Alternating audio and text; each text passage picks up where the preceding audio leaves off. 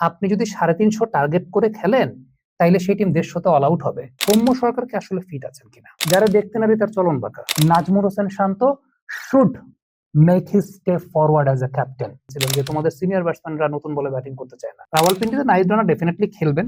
BDR Cape থেকে প্রত্যহ কাব্য স্বাগত জানাচ্ছি আপনাদের। চ্যাম্পিয়ন্স ট্রফিতে বাংলাদেশের টিকে থাকতে হলে ডু অর ডাই সিচুয়েশন নিউজিল্যান্ডের বিপক্ষে। এই ম্যাচে পরিকল্পনা কেমন হবে, বাংলাদেশ কেমন করবে, তা নিয়ে কথা বলবো ক্রীড়া ধারাভাষ্যকার এবং ক্রিকেট বিশ্লেষক আবিদ হোসেন সামির সাথে। আমরা জানি নিউজিল্যান্ডের বিপক্ষে বাংলাদেশের ম্যাচ রাওয়ালপিন্ডিতে ভালো উইকেটে খেলা হয়। এক্ষেত্রে বাংলাদেশ যদি আগে ব্যাট করে থাকে, টার্গেটটা কত হওয়া উচিত এবং যদি পরবর্তীতে ব্যাট করে চেজিং এর জন্য কত রানে নিউজিল্যান্ডকে আটকে রাখা উচিত হবে বলে মনে হয়? দেখেন, ক্রিকেটে এই বিষয়টা কখনোই বলা যায় না যে কোন দিন কত করা উচিত, কততে আটকে রাখা উচিত। ডেফিনেটলি প্রত্যেকটা দলেরই লক্ষ্য থাকে যে যখন আমি আগে ফিল্ডিং করছি সেই সময়টাতে অপোনেন্টকে যত দ্রুত সম্ভব আমাদেরকে অল আউট করা বা রেস্ট্রিক্ট করা। এখন সেখানে বেশ কয়েকটা বিষয় বিবেচনা করতে হয় যে আমাদের লিমিট আসলে কতটুকু পর্যন্ত, কোন ধরনের উইকেটে। বাংলাদেশের এই টিমটার লিমিটের জায়গা যদি আমরা দেখি, যে আমরা দেখেছি ওয়েস্ট ইন্ডিজের মাটিতে যখন ফ্ল্যাট উইকেটে খেলা হয়েছে বাংলাদেশ কিন্তু 300-র উপর রান করেছে, কিন্তু 300-র উপর রান করেও সেটাকে আবার ডিফেন্ড করতে পারেনি ফ্ল্যাট উইকেটে। তো ফ্ল্যাট উইকেটে বাংলাদেশের বোলিং এর একটা ঘাটতির জায়গা তো আছে, সেটা আমরা এর আগেও দেখেছি। এই কারণেই বিপিএল এ এবার একটু অপেক্ষাকৃত ফ্ল্যাটার উইকেটে কিন্তু ইনিশিয়াল স্টেজ থেকে শেষ পর্যন্ত খেলানো হয়েছে, যে বাংলাদেশ যেহেতু ওয়েস্ট ইন্ডিজের মাটিতে গিয়ে বড় রান ডিফেন্ড করতে পারে নাই। এখন দেখেন, এই সবকিছুর সমীকরণ তখনই আমরা বলতে পারবো বা মেলাতে পারবো যখন আসলে ব্যাটসম্যানরা ভালো করবে। ধরেন আমরা ম্যাচ অ্যানালাইসিস করতে পারি বোলার্স পয়েন্ট অফ ভিউ থেকে, যে ওকে অপোনেন্টের এই ব্যাটসম্যানটার এগেইনস্টে আপনি এইভাবে প্ল্যান করবেন, ওই ব্যাটসম্যানটাকে আপনি এইভাবে বোলিং করবেন। এটা তো বোলার্স পয়েন্ট অফ ভিউ থেকে, ফিল্ডার্স পয়েন্ট অফ ভিউ থেকে। কিন্তু দিন শেষে বেসিক জায়গাটাতে যদি ব্যাটসম্যানরা ভুল করে কলাপস করে ফেলেন, ড্যামেজ তৈরি হয়ে যায়, তখন তো সমস্যা। এবং রাজ্জাক ভাই একটা কথা বলেছেন যে একদিন একটা অ্যাক্সিডেন্ট হয়ে গেছে, 5টা উইকেট পড়ে গেছে, কিন্তু 2023 বিশ্বকাপ যদি চিন্তা করেন যে এভারেজে প্রতি 10 ওভারের মধ্যে 3টা-4টা করে উইকেট পড়ে গেছে। তো এটা আসলে একদিন হঠাৎ করে তো না, it has been a regular procedure. Regularly তাই হচ্ছে। ইভেন ওয়েস্ট ইন্ডিজের মাটিতে যে বাংলাদেশ 300-র উপর রান করেছে, সেখানেও যদি লক্ষ্য করে দেখেন যে ইনিশিয়ালি কিন্তু 3-4টা উইকেট আগেই পড়ে গেছে। এরপর মাহমুদুল্লাহ রিয়াদ এবং জাকের আলী অনিক তারাই ত্রাণকর্তা ছিলেন।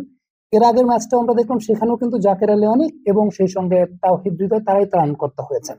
সো আলটিমেটলি ব্যাপারটা হচ্ছে যে ইনিংসের ডেপথ বাড়ানোর জায়গাটা। আমার কাছে মনে হয় যে রাওয়ালপিন্ডিতে আপনি যদি সত্যিকারের অর্থে বাংলাদেশ টিমের যে স্ট্রেংথ, আপনি যদি 350 টার্গেট করে খেলেন তাইলে সেই টিম 150-তে অল আউট হবে। একদম বাংলাদেশের যে স্ট্রেংথ সেই অনুযায়ী বলছি, যদি 350 টার্গেট করে খেলে তাহলে 150-তে অল আউট হবে। আমার মনে হয় বাংলাদেশ টিমের ওভার বাই ওভার ক্যালকুলেশন করে যে মোটামুটি ঠিক আছে, আমাদের তো ম্যাক্সিমাম স্ট্রেংথটা আসলে 280 টু 300, আমরা ওই 280 টু 300 টার্গেট করেই ব্যাটিং করি। তাতে যেটা হবে, উইকেট হাতে থাকবে, শেষের দিকে চান্স নেওয়ার পসিবিলিটি বাড়বে, তখন হয়তো বা রানটা 320ও হবে। ফ্যাক্ট ওই জায়গাটা। কিন্তু বাংলাদেশ যদি আগে চিন্তা করে যে 350 টার্গেট করে আমি ব্যাটিং করব, বাংলাদেশের ওই স্ট্রেংথ নাই 350 টার্গেট করে ব্যাটিং করার। ওইটা বাংলাদেশ পারবে না। পারবে তখনই পারবে যে যখন একটা মডারেট উইকেট হাতে রেখে যখন চালু করতে থাকবে, তখন একটা পর্যায়ে যখন উইকেট হাতে থাকবে, শেষ 5 ওভারে যদি 50-60 রানের সমীকরণও থাকে, তখন 350-র মতো রান হতে পারে কোনোদিন, বাট 320 হয়তো বা হবে। তো আমি বলবো যে ওই লক্ষ্য নির্ধারণ করার কোনো কিছু নাই। যদি আগে ব্যাটিং করে, ওকে ঠিক আছে, ওভার বাই ওভার একটা ডিসেন্ট রোটেশন মেনটেন করে খেলে যাওয়াটা, উইকেট হাতে রাখাটা। কারণ এই রাওয়ালপিন্ডির মতো জায়গায় উইকেট হাতে রাখলে পরে একটা সময় কিন্তু রান আসলে হবে। আর বোলার্স পয়েন্ট অফ ভিউ থেকে আমার কাছে যেটা মনে হয়েছে, এর আগের দিন রিশাদের পারফরমেন্সটা খুব আশাব্যঞ্জক লেগেছে, যে ঠিক আছে উইকেট পারচেস করার মিড ওভার্সে ভালো বোলিং করেছেন। তো ওই জায়গা থেকে বাংলাদেশের প্রবলেম যেটা ছিল যে ফ্ল্যাট উইকেটে ডিফেন্ড করতে পারে না বাংলাদেশ রান, বা ফ্ল্যাট উইকেটে বোলাররা আশানুরূপ সার্ভিস দিতে পারে না। তো লেটস সি যে বোলাররা সেই ডিসিপ্লিনটা মেইনটেইন করবে অন্তত, যে for a good game. Mahmudullah Riyad কিন্তু গত ম্যাচে ছিলেন না। মুশফিক কিন্তু ধারাবাহিকভাবে ব্যর্থ, আমরা যদি দেখি 2 বছর কোনো সেঞ্চুরি তার নেই। এক্ষেত্রে মাহমুদুল্লাহ যদি পরের ম্যাচে আশা করি ফিরবেন, মুশফিককে কি ড্রপ করা হবে কিনা বা এই সাহসটা দেখাবে কিনা ম্যানেজমেন্ট? দেখেন, এখানে কয়েকটা ফ্যাক্টর আছে। প্রথমত আমি যেটা বিশ্বাস করি যে সিনিয়র জুনিয়র এই বিষয় বা এই তত্ত্বের কোনো বিষয়বস্তু এখন আর থাকা উচিত না। কারণ যখন আপনি দেশের হয়ে খেলছেন, একটা 17 বছরের ছেলেও যেরকম মূল্যায়ন পাওয়া উচিত, একটা 34 বছরের মানুষও সেরকম মূল্যায়ন পাওয়া উচিত। তো যখন দেশের স্বার্থ, তখন যদি কোনো ডিসিশন নিতে হয়, যে ডিসিশনটা হয়তো বা আপনি বলছেন অনেক সাহসিকতার সিদ্ধান্ত, তাহলে সেটা নিতে হবে, কিছু করার নাই। কারণ আপনি নিশ্চয়ই তাওহিদ হৃদয়কে বাদ দিতে পারবেন না, আপনি নিশ্চয়ই জাকের আলী অনেককে বাদ দিতে পারবেন না। আপনি মাহমুদুল্লাহ রিয়াদ লাস্ট 5 ম্যাচের মধ্যে ম্যাক্সিমাম নাম্বার অফ ম্যাচেস তিনি 50 করেছেন। তিনি যদি ফিট থাকেন তাকেও আপনি স্কোয়াডের বাইরে রাখতে পারবেন না।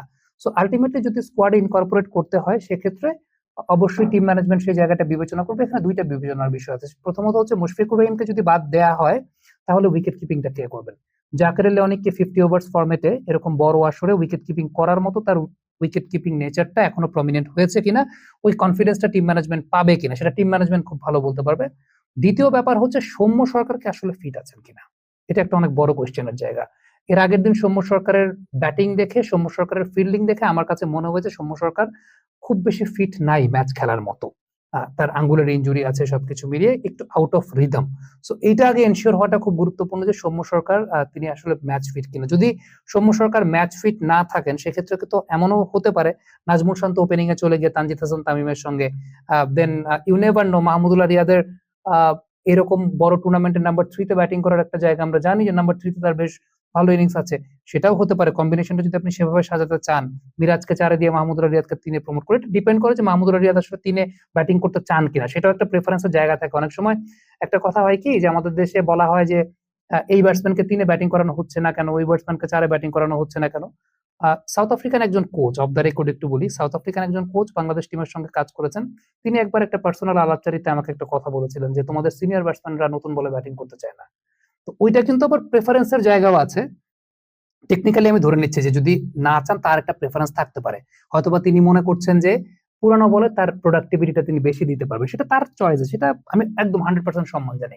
সো ওইটাই বলছিলাম যে আপনি হয়তো বাইরে থেকে চিন্তা করতে পারেন যে মাহমুদুল্লাহ রিয়াদকে 3-এ খেলানো, বাট মাহমুদুল্লাহ রিয়াদের নিজেরও চাইতে হবে যে তিনি আসলে কতটুকু কমফোর্টেবল, নাকি তিনি যে পজিশনটা ব্যাটিং করে যাচ্ছেন সেখানেই কমফোর্টেবল আছেন। এক্ষেত্রে টিম ম্যানেজমেন্ট কি তাকে নিবে কিনা? মুস্তাফিজকে যদি ড্রপ করা হয়, আমরা দেখেছি মুস্তাফিজ এ ধরনের পিচে কেমন তার কার্যকরিতা আছে, এটা নিয়ে একটা প্রশ্ন আছে। বোলিং ফরমেশনটা আসলে কিরকম হবে বলে আপনি মনে করছেন? রাওয়ালপিন্ডির উইকেটে মোস্তাফিজুর রহমানের খেলার কোনো কারণ আমি দেখি না। যদি আপনি 3 পেসার খেলাতে চান, যদি আপনি 4 পেসার খেলাতে চান, দ্যাটস আ ডিফারেন্ট কেস, যে আপনি একটা ভ্যারিয়েশন রাখতে চাচ্ছেন বা হাতি পেস বোলার যদি উইকেটে দেখা যায় যে ওই দিন সুইং পাচ্ছে বা কাটার ধরছে, দ্যাটস আ ডিফারেন্ট কেস।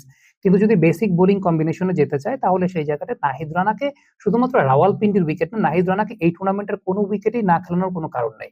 কারণ ওই যে 10 কিলোমিটারের পেসটা, সেটা অনেক বড় ডিফারেন্স মেক করে। আপনি এই ক্যালিবারের বোলার যদি অন্য যে কোনো দলে থাকতো, সেটা ইংল্যান্ডে বলেন, অস্ট্রেলিয়াতে বলেন, মানে এই পেসের বোলার তাকে কখনোই ড্রপ আউট করতো না কোনো দল, ইভেন ইন্ডিয়া তো করতোই না।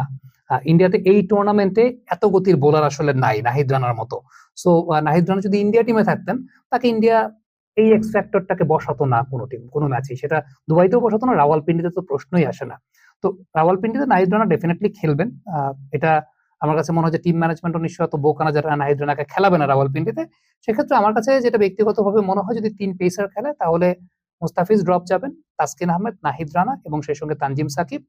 আর যদি 4 পেসার খেলে দেন দ্যাটস আ ডিফারেন্ট স্টোরি, যে 4 পেসার খেললে পরে হয়তো বা মুস্তাফিজ থাকবে। কিন্তু আমার কাছে মনে হয় রাওয়ালপিন্ডির মতো উইকেটে রিশাদের কার্যকারিতাটা আরো বেশি পাওয়া যাবে, কারণ রিস্ট স্পিনার সবসময় ভালো উইকেটে বা প্রপার উইকেটে রিস্ট স্পিনার সবসময় থ্রেড জেনারেট করতে পারেন।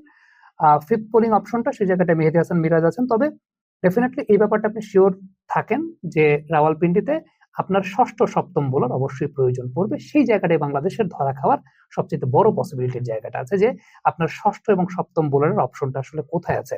যদি সৌম্য সরকার থাকে তাহলে সৌম্য সরকার হয়তো বা কিছুক্ষণ হাত ঘোরাবেন, মাহমুদুল্লাহ রিয়াদ হাত ঘোরাবেন কি ঘোরাবেন না সেটা একটা প্রশ্নের জায়গা আছে। আমার কাছে মনে হয় কি এই ব্যাপারটা নিয়ে আমাদের সবার একটু সিরিয়াস হওয়া উচিত। কেন সিরিয়াস হওয়া উচিত? আমি তো নাজমুল হোসেন শান্তকে চিনি আজকে থেকে প্রায় আরো 8-10 বছর আগে থেকে, একদম এইজ লেভেল থেকে। এইজ লেভেলে নাজমুল শান্ত নিয়মিত বোলিং করতেন। ইন্টারন্যাশনাল ক্রিকেটে আসার পর সেই বোলিং এর জায়গাটা তিনি ওইভাবে ধরে রাখতে পারেন নাই।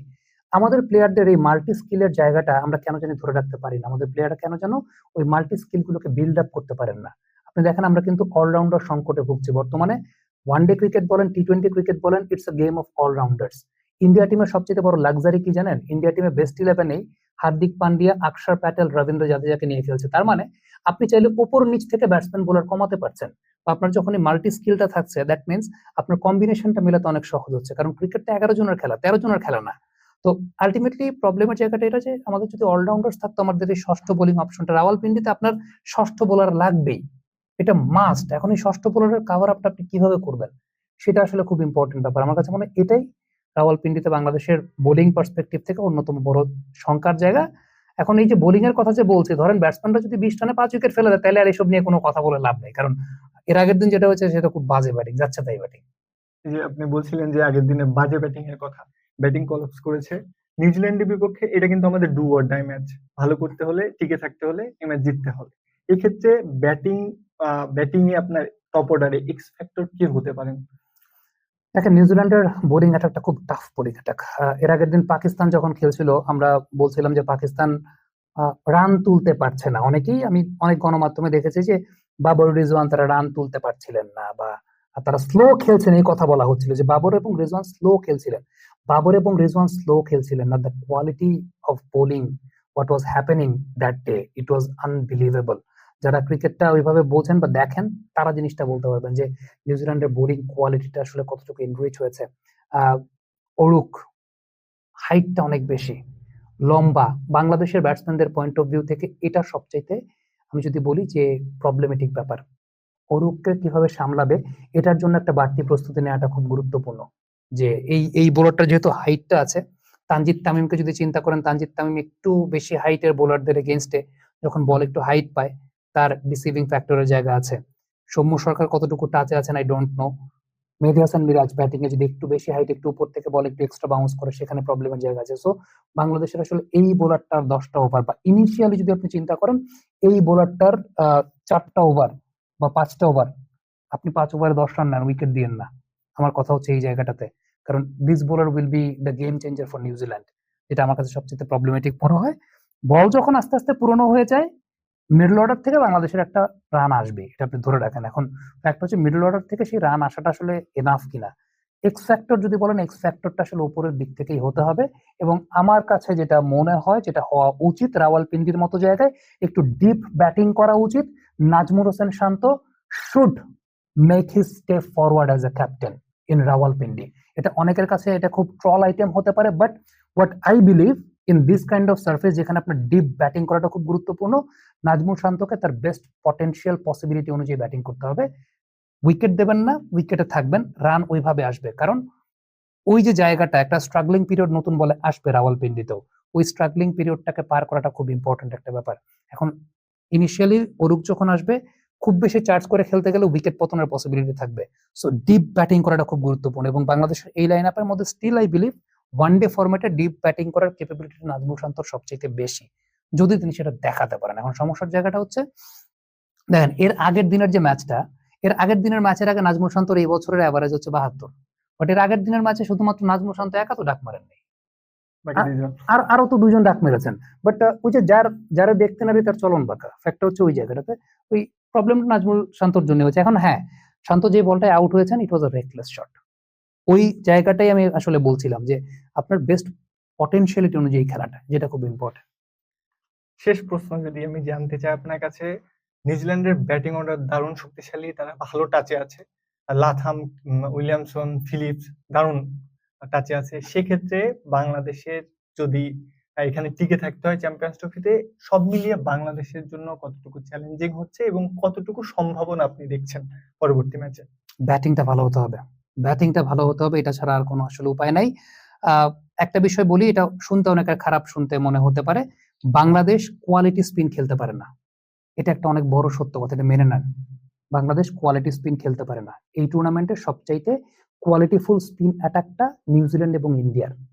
নিউজিল্যান্ডের স্পিন অ্যাটাকটা আমার কাছে মনে হয় ইন্ডিয়ার চাইতেও এই টুর্নামেন্টের পার্সপেক্টিভ থেকে বেশ ভালো। ব্রেসওয়েল আছেন, গ্লেন ফিলিপস আছেন, মিচেল স্যান্টনার আছেন।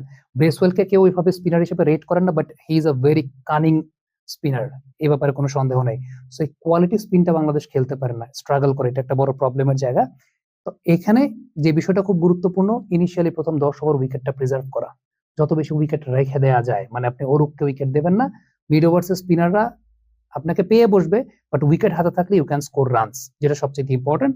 বোলিং এর পার্সপেক্টিভ থেকে আমার কাছে মনে হয় যে let batters do their job, then বোলাররাও মোটিভেটেড হবেন। যখন স্কোরবোর্ডে রান থাকবে, ওই কনফিডেন্সটা থাকবে যে স্কোরবোর্ডে আমার ব্যাটসম্যানের রান করতে পারে। আর যদি আগে বোলিং করে, ডেফিনেটলি যত কমে তাদেরকে রেস্ট্রিক্ট করা যায়। নিউজিল্যান্ডের যে ব্যাপারটা হয় যে তারা খুব ডিপ ব্যাটিং করতে পারে, মানে আপনি এর আগের দিন দেখবেন যে উইলিয়ান খুব বেশি কিন্তু মারে নেই শুরুতে, স্টেপ বাই স্টেপ ইনিংসটাকে ক্যারি করেছে। ক্যাচ মিস করা যাবে না, দিস ইজ অ্যানাদার থিং। এই ব্যাটসম্যানরা আপনাকে হয়তো বা চান্স দেবেন, আপনি একবার চান্স মিস করলে কিন্তু শেষ, ইট উইল গো বিগ। সবকিছু মিলিয়ে সম্ভাবনা আছে, নাই যে তা সেটা তো না, সম্ভাবনা কঠিন, কিন্তু দিন শেষে ব্যাটিংটা ভালো করতে হবে ভাই, এটা হচ্ছে সবচেয়ে বড় বিষয়।